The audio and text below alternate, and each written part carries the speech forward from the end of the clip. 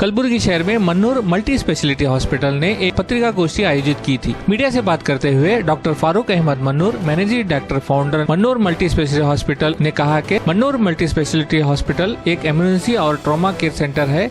जब से डॉक्टर महनाज हमारे हॉस्पिटल में ज्वाइन हुए हैं तब से 20 से ज्यादा ऑपरेशंस किए हैं न्यूरो सर्जरी के। उसमें से 5 केसेस मेजर और बहुत ही कॉम्प्लिकेटेड केसेस थे, उसमें भी हमने कामयाबी हासिल की है और पेशेंट वेंटिलेटर से बाहर आकर रिकवरी की है। इस तरह के केसेस सिर्फ बड़े हाईटेक हॉस्पिटल में होते हैं, पर हमने हमारे कलबुर्गी के मन्नूर मल्टी स्पेशलिटी हॉस्पिटल में करके दिखाया है। इसी तरह डॉक्टर महनाज न्यूरो सर्जन ने कहा कि इस तरह के पेशेंट सर्जरी के बाद उनको आउटकम आना बहुत कम देखा गया है, लेकिन हम लोगों ने इस तरह के पेशेंट्स जिनको सीवियर हेड इंजरी हुई थी उनको 10 दिन में भिजा रहे हैं। ये तारीफ के काबिल है और हमारे मन्नूर मल्टी स्पेशलिटी हॉस्पिटल में कई सारे एडवांस टेक्नोलॉजी के इक्विपमेंट्स हैं जो चंद हॉस्पिटल में उपलब्ध है। आज एक प्रेस मीट इसलिए रखा गया है क्योंकि इससे पहले जिस प्रेस मीट में जो हम introduction doctor Minaj Harsuri sir neurosurgeon का करवाए थे, जो मद्रास मेडिकल कॉलेज से कंप्लीट करके आए थे, माशाल्लाह एक महीने में तकरीबन 10 से ज़ायद neurosurgery cases and last month भी around 5 to 10 cases neurosurgery cases हुए थे। तो ये एक 10 डेज बोल सकता हूँ मैं, सिर्फ 10 डेज में एक 5 केसेस ऐसे जो सीवियर हेड इंजरी केसेस थे, जो ऐसे cases complex neuro surgery cases जिसको कहते हैं, जो प्रीमियर इंस्टीट्यूट्स में होते हैं सर्जरीज, जो कॉरपोरेट हॉस्पिटल्स में सर्जरीज होते हैं, वैसे पेशेंट्स को अल्हम्दुलिल्लाह इमीडिएटली स्टेबलाइज किया गया एंड इमीडिएटली ओटी को शिफ्ट किया गया एंड सर्जरी किया गया एंड अल्हम्दुलिल्लाह वेरी गुड रिकवरी। बहुत ही कम टाइम में पेशेंट अल्हम्दुलिल्लाह वेंटिलेटर से बाहर आके खुद जो है वार्ड में भी शिफ्ट हो रहे हैं। तो ये 5 जो complex severe head injury cases. तो मेन मकसद क्या है ये इंटरव्यू का आने के लिए कि हम आपको ये बताना चाहते हैं कि न्यूरो ट्रीटमेंट जो होता है, जो बड़े बड़े सेंटर्स में होता है, बड़े बड़े सिटीज़ में होता है, वो हम यहाँ पे उसका ट्रीटमेंट, उसका इलाज, उसके जो भी है आउटकम सब आपको यहाँ पे इजीली यहाँ पे अवेलेबल देंगे और कराएंगे। और उसका इलाज जो भी कंप्लीट ट्रीटमेंट जो है एडमिशन से लेके डिस्चार्ज तक का जो जो कोर्सेस हम लोग करे हैं रिसेंटली, जो पेशेंट्स का ये करे हैं उसको हम बताने के लिए यहाँ पे अरेंज किए हैं। तो रिसेंटली क्या है, 10 दिनों में हम लोग 5 केसेस जो कि क्रिटिकल केसेस बोल सकते हैं, सीवियर हेड इंजरीज बोलते हैं उसको। 3 टाइप के हेड इंजरीज होते हैं उसमें, माइल्ड, मॉडरेट, सीवियर। एक माइल्ड मतलब बहुत कम मार लगा हुआ, मॉडरेट मतलब थोड़ा सा ज़्यादा, सीवियर मतलब बहुत गहरा मार लगा हुआ है जो सर को।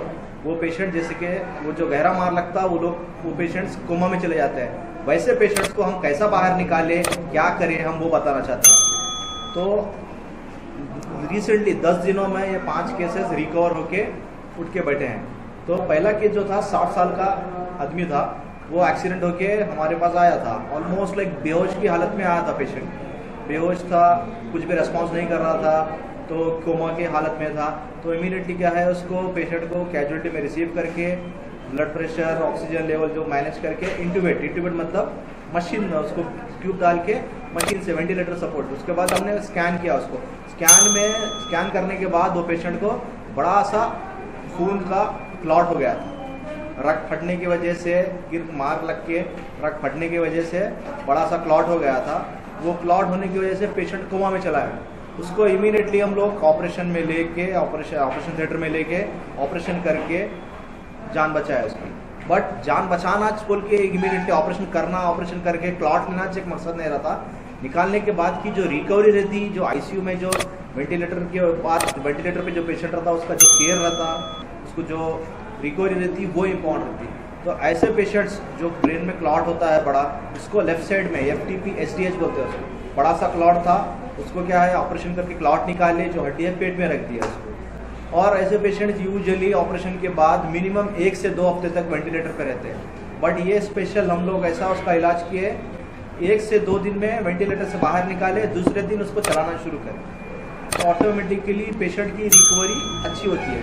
सो 2 हफ्ते का पेशेंट 2 दिन में चलना शुरू करा, वो एक मिराकल जैसा बोल सकते हैं आपको, वो बताना चाहते हैं। अब वो 2 दिन में चल के बाद में फिर पेशेंट नाक का ट्यूब रहता, उसमें से खाना डालते हैं, उसके बाद मुंह से, तो होते होते ऐसा हो गया वो पेशेंट डिस्चार्ज के लिए फिट रेडी। वो एक केस। और दूसरा केस क्या था, एक 30 साल का पेशेंट, वो भी एक्सीडेंट हो गया, गिर गया था, बेहोशी की हालत में, कोमा की हालत में था। उसको भी ला के वेंटिलेटर पे रख के स्कैन करे।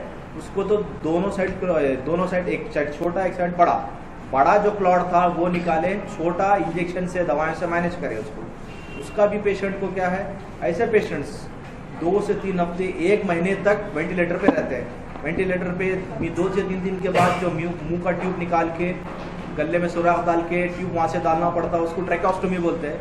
वो भी उसको हम बगैर वो सिचुएशन में, बगैर वो कंडीशन में जाने के 2 से 3 दिन के अंदर वेंटिलेटर से बाहर निकाल के उसको मोबिलाइज करें। मोबिलाइज मतलब करना शुरू करें। 3 से 4 दिन में पेशेंट आईसीयू से बाहर शिफ्ट हो गए हैं। वो भी ग्रेट अचीवमेंट है। ये एक केस के बारे में हम लोग बताना चाह रहे थे। और एक क्या था, 16 साल का बच्चा था, वो भी बेहोशी की हालत में गिर के आया था। उसको क्या था, क्लॉट नहीं था, फिर भी वेंटिलेटर पे था, क्लॉट नहीं था। अब इसको क्या करना, क्लॉट रहा बोले तो इमीडिएटली निकाल के करके उसको जल्दी से जान बचाने के ट्राई कर सकते हैं। अब इसको क्लॉट नहीं है, सीटी स्कैन करे, सीटी स्कैन नॉर्मल है। सीटी स्कैन नॉर्मल मतलब ऐसे पेशेंट्स क्या है, बहुत लंबे वेंटिलेटर पे चले जाते हैं, महीना 2 महीने 3 महीने, फिर उनको फिर से ट्रैकेओस्टोमी करना। बट ये पेशेंट 16 ईयर्स था, ऐसा मैनेज करे उसको 2 से 3 दिन में वेंटिलेटर से बाहर निकाले। अब उठ के बैठा है, उठ के चल रहा है, फिर रहा है, बात कर रहा है, खुद से खा रहा है। वो पेशेंट्स को डिफ्यूज एक्सियल इंजरी बोलते हैं, ग्रेड 2 DAI बोलते हैं उसको। सो वो एक पेशेंट। और एक क्या, 8 साल का बच्चा, छोटी उम्र के बच्चे को जस्ट खेलते खेलते घर पे गिरने की वजह से बड़ा सा क्लॉट हो गया था। राइट साइड एक बड़ा क्लॉट था, लेफ्ट साइड एक छोटा सा क्लॉट था। ऐसे पेशेंट को क्या है, इमीडिएटली ऑपरेशन करना पड़ता, बट हम बगैर ऑपरेशन के भी इलाज करें इसका, इसकी भी जान बचाए। पेशेंट बच्चा कोमा में था, कुछ बात नहीं कर रहा था, वेंटिलेटर पे जा रहा था। अब 2 से 3 दिन में बच्चा बाहर निकल के उसको भी डिस्चार्ज करती है। और एक 65 साल का आदमी, 5वां केस ये, 65 साल का आदमी जो कि पहले ऑलरेडी उसको स्ट्रोक हुआ था, ऑलरेडी खून पिघलने की गोलियां ले रहा था। वैसा पेशेंट अगर सर को मार लगता तो बचता नहीं। इसको भी ऐसे ही हुआ, पहले से स्ट्रोक होने की वजह से खून पिघलने के गोली ले रहा था, उसको ब्लड थिनर्स बोलते हैं। होने के बाद मार लगने के ही साथ ही उसको बड़ा सा क्लॉट सामने से लेके पूरा पीछे तक क्लॉट हो गया था। क्लॉट होने की वजह से पेशेंट क्या है, कोमा में चला गया था। फिर उसको वेंटिलेटर पे रखे, उसको क्या है निकाल के। ऐसे पेशेंट्स यूजुअली 95 to 99% इनका जान बचना मुश्किल रहता है। वो पेशेंट हमारे पास 2 से 3 दिन पे वेंटिलेटर से बाहर आया, उसका इलाज है, घर को चलते चला गया। तो रिसेंटली एक 10 दिन में ऐसे 5 केसेस जो हैं, सीवियर हेड इंजरीज बोलते हैं उनको। सीवियर हेड इंजरीज का बचना, बाहर निकलना, वेंटिलेटर से बाहर आना, आईसीयू से बाहर आना, ये बहुत बड़ी बात रहती है। ऐसे पेशेंट्स यूजुअली 1 से 2 महीने तक वेंटिलेटर से बाहर नहीं निकलते। हम लोग ने 4 से 5 दिन मैक्सिमम बोल सकते हैं, 5 दिन उसके अंदर वेंटिलेटर से बाहर निकाल के, आईसीयू से बाहर निकाल के उसको चलाना फिराना शुरू करें। एक बड़ा अचीवमेंट है हमारे लिए। ये लेवल ऑफ केयर खाली आपको बड़े बड़े सिटीज़ में, बैंगलोर, हैदराबाद, मुंबई जैसे बड़े सिटीज़ में मिलता था। अब यहाँ जाने की ज़रूरत नहीं है। यहाँ पे 24/7 न्यूरो के केसेस हम लोग ऑपरेट कर रहे हैं, ट्रीटमेंट दे रहे हैं, अच्छा रिजल्ट भी दे रहे हैं। माइल्ड हेड इंजरीज का पहले इलाज होता था, अब सीवियर हेड इंजरीज का इलाज हो रहा है। ये सहूलतें यहाँ पे अवेलेबल है, आप ले सकते हैं उनका। ये आपको 10 दिनों में 5 केसेस जो थे उनका आउटकम आपको बताना था, इसीलिए हम लोग आपकी प्रेस मीट की। इसका रीज़न ये रहता है, देखिए पेशेंट्स को इतना बड़ा क्लॉट रहता है, ये क्लॉट लेके पेशेंट बचना मुश्किल रहता है, इसीलिए डेथ होती है। ऐसे पेशेंट्स को हम जान बचा रहे हैं, हमारे लिए बहुत बड़ा अचीवमेंट है। ऐसे पेशेंट्स, ये एक clot, world class equipments, high microscope, high and equipments, advance machines होना पड़ता। वो मशीन्स गुलबर्गा में खाली 2 से 3 जनों के पास है, यहाँ पे मन्नूर स्पेशलिटी हॉस्पिटल में भी अवेलेबल है। वो मशीन्स की वजह से पेशेंट की ब्लड लॉस कम होता है, पेशेंट का रिकवरी जल्दी होता है पेशेंट का। और एक बात क्या है बोले तो जान जाने का खतरा कम हो जाता है। जैसा एक बार सर को मार लगने के बाद, एक बार रट फटने के बाद ब्लीडिंग शुरू होती है, ब्लीडिंग हो जाके बड़ा क्लॉट बनता है। क्लॉट बनने से क्या है, सर को दबाना शुरू होता है। वो टाइम बहुत कम रहता आपके पास, एक एक मिनट इम्पोर्टेंट रहता। आप वही टाइम अगर लेके जाके ट्रैवलिंग में अगर ख़राब करेंगे, पेशेंट वो स्टेज में कोमा में रहता है, कोमा से फिर और डाउन होता है। एक बार वो स्टेज क्रॉस हो गया बोले तो लेके जाके वहाँ भी करें कुछ फ़ायदा नहीं। तो वो टाइम बचाना ज़रूरी है, वो टाइम नहीं रहता यहाँ पे। इमीडिएटली लेके ऑपरेट करके हम वो टाइम सेव कर सकते हैं। जितना जल्दी करेंगे उतना जान बचने का चांस है। देखिए पेशेंट अटेंडेंस कोई भी रहने दो, आप रहने दो, हम रहने दो, कोई भी अपने फैमिली का पर्सन अगर सा कोई पेशेंट के तौर पे ऐसा आएगा, मार लगेगा, पेशेंट के फैमिली कभी भी शॉक में जाते हैं सुन के ही। उन लोगों को भी कैसा समझाना, उनको कैसा कॉन्फिडेंस में लाना, वो भी एक चैलेंज है हमारे लिए। चैलेंज लेके, रिस्क लेके पेशेंट को ऑपरेशन के लिए कंसर्न देना उनके लिए बहुत बड़ा चैलेंज है। हमारे लिए भी उनको कन्विंस करना, उनको समझाना बहुत बड़ी चैलेंजिंग और रेस्पॉन्सिबिलिटी रहती।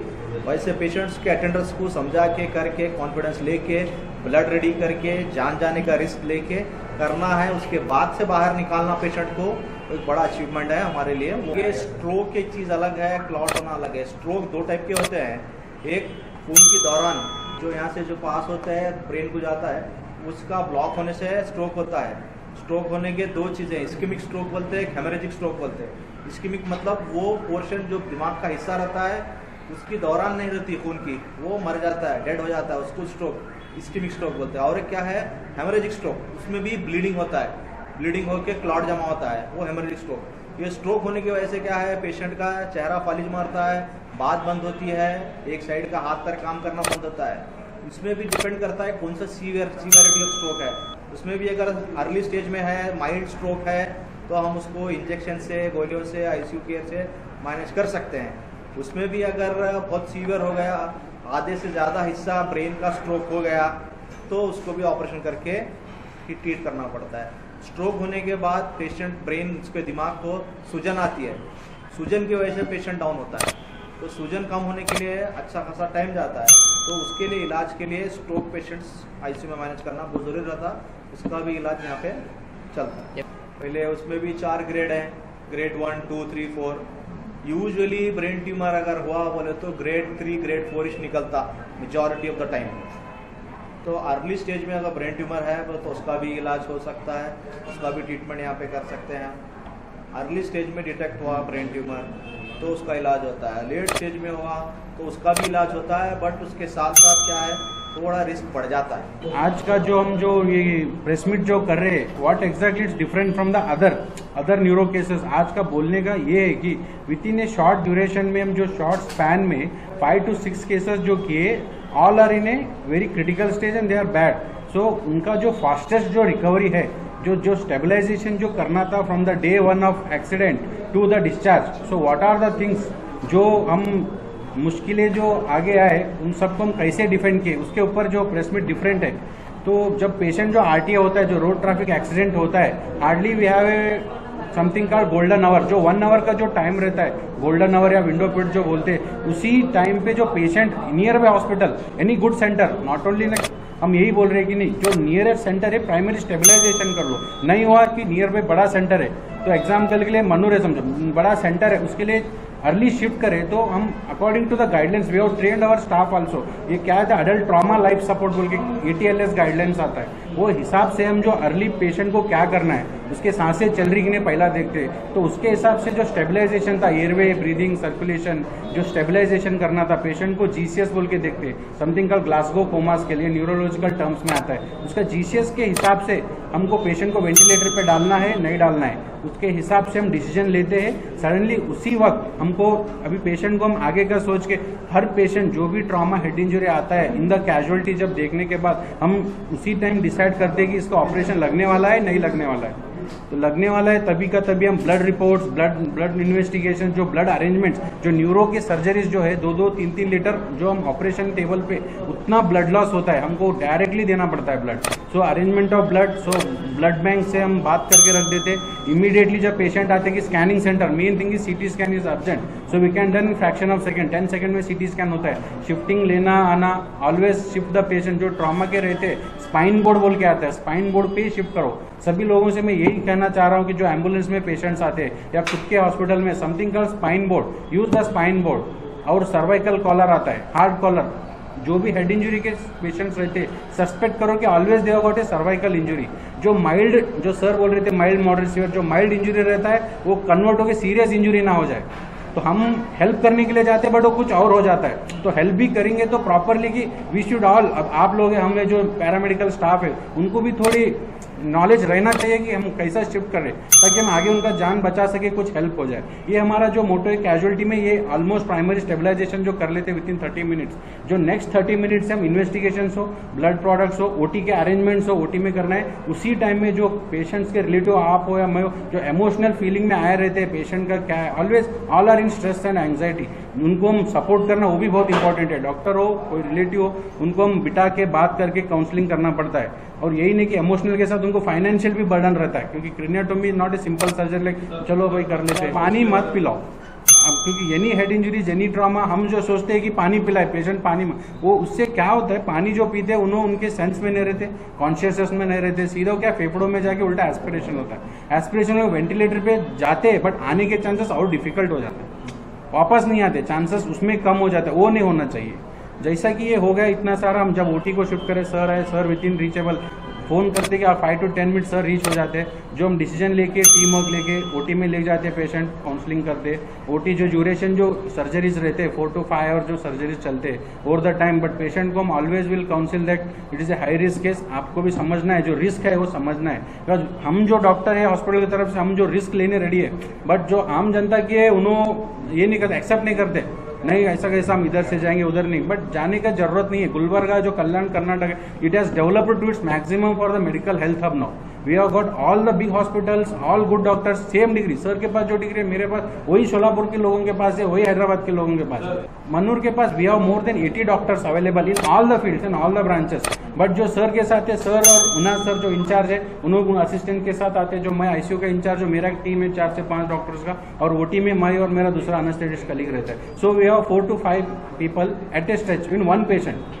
सो ऐसा इनका एक ही पेशेंट नहीं, जो 5 से 6 पेशेंट है, उन सबके लिए ये टीम उनके लिए काम करते रहते हैं। ट्रॉमा केस रहता है, सर्जन रहते हैं, इसमें 2 सर्जन है, मैं हूँ डॉक्टर सागर है, ऑर्थोपेडिक सर्जन है डॉक्टर विवेक सर है, फिर न्यूरो सर्जन है, फिर मैक्सिलोफेशियल सर्जन है, फिर इंटेंसिविस्ट है। तो एक टीम है 10 ट्रॉमा टीम बोला था, 10 से 12 डॉक्टर्स तक आप पकड़ के चल सकते हैं। बट ओनली डिफरेंस है कि हम अलग न्यूरो सेंटर से जो बताएं, जो फास्टेस्ट रिकवरी चल रहा है in the terms, that is most important. अपना जो टीम है मनोर का, always it's we feel that we are always young as compared to other hospital, other persons, and we are also doing to the best, and ऊपर वालों की दुआ है कि पेशेंट्स भी अच्छे हो रहे, that is most important. People will come by seeing the outcome, not by the just they are young and all.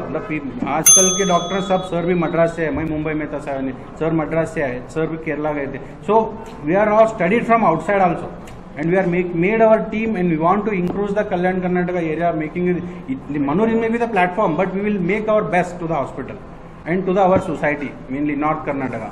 So वही मैं कहना चाह रहा हूँ। और पोस्ट ऑप भी आईसीयू में बहुत सारे हर्डल्स रहते हैं, उनके एंटीबायोटिक्स रहते हैं, फ्लूइड मैनेजमेंट रहता है। थोड़े पेशेंट को ब्रेन के सर्जरी के साथ हार्ट पे भी असर होता है। हमारे पास 2 पेशेंट है, सर्जरी हुआ क्रिएट हो, हार्ट भी फेलियर में गए, वो स्ट्रेस इंड्यूस न्यूरोजेनिक शॉक में जाते हैं, तो पेशेंट का हार्ट भी फेलियर होता है। अभी जो भी बंदा जैसा देता है, सडनली ट्रेन आ रहा है, जो हार्ट पे भी स्ट्रेस होता है, उसमें भी फेलियर होने के chance. So we need to manage the cardiac point of view. So cardiologist भी उसमें इन्वॉल्व होकर उनका भी ट्रीटमेंट, हार्ट फेलियर का जो ट्रीटमेंट करना है वो भी कर लेते हैं। So overall it's a good team work. So these 5 patients who have come extraordinarily to the out, so it's a great team effort from Mannur Hospital. That's what I wanted to tell. Thank you. More than 1000 major surgeries होते हैं, major surgeries 1000 से ज़्यादा किए हैं।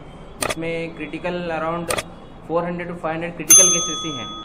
तो माशाल्लाह इसमें से बहुत ज़्यादा पेशेंट से रिकवर हुए हैं, around 85 to 90% I can say, इतना ज़्यादा अलहमदिल्ला रिकवरी रेट है।